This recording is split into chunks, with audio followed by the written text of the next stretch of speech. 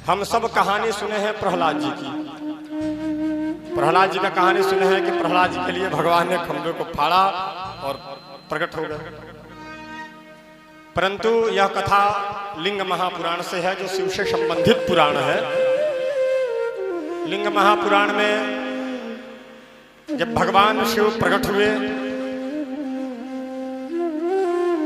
प्रहलाद की रक्षा के लिए, जब नरसिंह भगवान प्रकट हुए खंभे को फाड़ करके, और जब उन्होंने हिरण्यकश्यप का वध कर दिया, मुक्ति दे दिया, और जब उनका क्रोध जब तेज से उठने लगा, खूब भयंकर क्रोध में आ गए, भगवान नरसिंह इतने क्रोध में आए कि उनके पास जाने के लिए स्वयं मां लक्ष्मी की भी सामर्थ्य नहीं थी।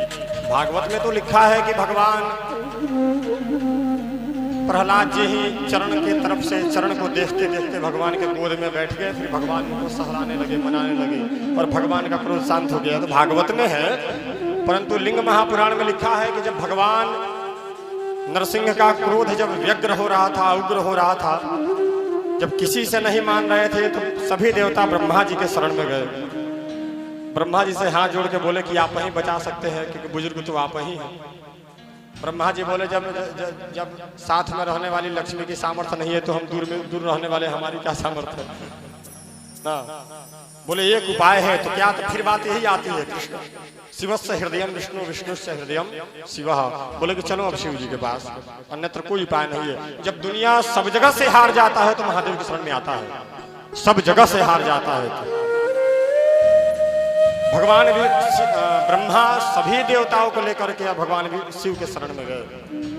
हाथ जोड़ करके भगवान शिव से निवेदन किए, बोले कि प्रभु भगवान नरसिंह का क्रोध शांत नहीं हो रहा, भगवान नरसिंह का क्रोध शांत नहीं हो रहा है, और माँ लक्ष्मी भी सामर्थ्य नहीं है उनके सामने जाने में। और जब लक्ष्मी सामर्थ्य नहीं है, जो हमेशा साथ में रहती है, अच्छा पत्नी का बाद पति मानना पड़ता है। बार बार शंकर जी सती को मनाए, फिर भी नहीं मानी। परीक्षा लेने गई कि नहीं गई? शंकर जी परीक्षा लेने के लिए इसलिए बोले कि शायद हम बोलेंगे कि सती तुम जाओ परीक्षा ले लो, तो शायद वो बोले जाए ऐसा थोड़ी, आपकी बात पर तो विश्वास है हमको। लेकिन सती 2 मिनट में तैयार हो गई, रेडी हो गई परीक्षा लेने के लिए। तो सबका बात भगवान शिव से जब लोग निवेदन किया कि प्रभु उनका क्रोध शांत नहीं हो रहा है, आप कुछ उपाय करिए, तो भगवान शिव बोले ठीक है, आप लोग जाइए, मैं आ रहा हूं। और भगवान शिव ऐसा वेश धारण किए जो आधा मृग का और आधा पक्षी का था, क्योंकि सामने वाला जितना पावरफुल होता है उतना पावरफुल बनकर के जाना पड़ता है। अब भगवान विष्णु नरसिंह भगवान का रूप लेकर के आए थे, तो यहाँ से नीचे नर का, ऊपर सिंह का, वो भी तो 2 थे। तो शिव जी भी आधा मृग का और आधा पक्षी का धारण किए। भगवान विष्णु की 4 भुजा थी, लेकिन भगवान शिव अपना भुजा सहस्र भुजा, हजारों भुजाओं के साथ पक्षी के वेग में, और इतना बड़ा, क्योंकि प्रलय कल्पांतकारी, शिव को कल्पांतकारी कहा गया है, जो कल्प का अंत करते हैं। और जो मारधार एक्शन दिखाए वो कितना क्रूर होगा, इतना विशाल स्वरूप शिव अपना बनाए। जैसे सृष्टि का महाप्रलय करते समय भगवान शिव अपना वेश धारण करते हैं, स्वरूप बनाते हैं, वैसे ही भगवान नरसिंह के क्रोध को शांत करने के लिए भगवान शिव ने ऐसा वेश बनाया। और भगवान शिव को करना कुछ नहीं पड़ा।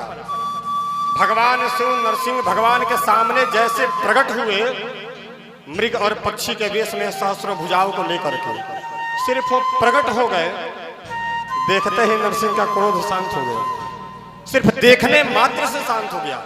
लिंग महापुराण गीता प्रेस से आती है, आप पढ़ सकते हैं इस प्रसंग को।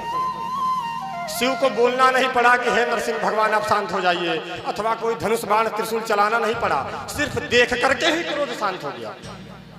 इसका मतलब समझ रहे हैं? सामने वाला बलवान हो ना, तो क्रोध अपने आप शांत हो जाता है। हाँ, कमजोर पर गुस्सा आता है हर किसी को, बलवान पर किसी को नहीं आता। ये फॉर्मूला मिला लीजिएगा आप लोग। हाँ, तो शिव को देखने मात्र से भगवान नरसिंह शांत हो गए।